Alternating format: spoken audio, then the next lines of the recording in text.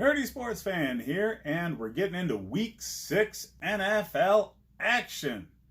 And starting things off with Thursday Night Football, New England Patriots against the New Jersey Football Giants. So, does anybody really need me to tell them who's going to win this game? Come on. You have a rookie quarterback in Daniel Jones going up against possibly the best defensive mind of a generation in Bill Belichick, running a defense that always destroys young quarterbacks. Doesn't matter who it is.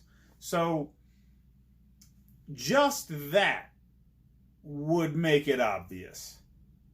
But then you have Saquon Barkley and his primary backup out from injury, voiding the only possible weakness to this defense. It's not even really a weakness. It's just the only team that's come close to beating them, and the Bills, had success in the run. That's it. That's the only thing we have to go on here, okay? This defense is stout. This offense does not have the juice to do anything against it, let alone win. And on the offensive side of the ball, you have Tom Brady throwing the ball against a defense that is severely undermanned. Yeah, no chance whatsoever for the Giants. From a fantasy football perspective, every single person on the Patriots staff should be started. Dorsett, for whatever reason, is still lingering on most waiver wires. Now, I get it. They distribute the ball a lot, and Josh Gordon is going to be a primary target when he's in there, but it's Tom Brady, okay? The third receiver in his offense is usually better suited for a fantasy start than the second receiver in most other offenses. He's just a very good distributor of the ball, and you never know who's going to get into the end zone with that offense. So Ben Watson coming back to this team is a big boost. But, yeah, possibly Josh Gordon or Julian Edelman being hurt. They're questionable designations. Questionable designations are terrible.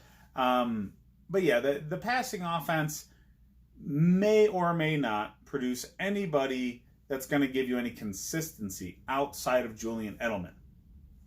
But if, especially with bye weeks coming in, you have to start somebody who's a crapshoot, the smartest crapshoot is always leaning on a superior offense, going up against an inferior defense.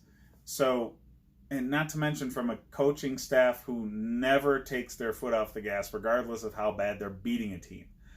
So yeah, if you have to take a flyer on somebody, pick up Philip Dorsett because, yeah, he'll get some balls thrown his way, and he's had a few games where he's shown a lot of promise with the deep ball and getting into the end zone.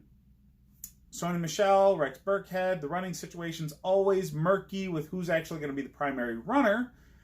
The one person that's consistent out of that backfield is James White because he's the primary receiving threat out of the backfield.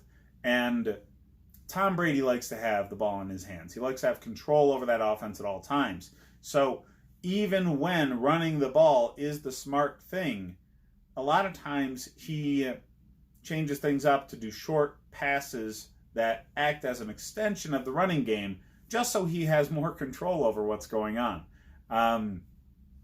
It's kind of an obvious ego thing, but I mean, if you were the best quarterback that ever played the damn game, you'd be doing the same thing.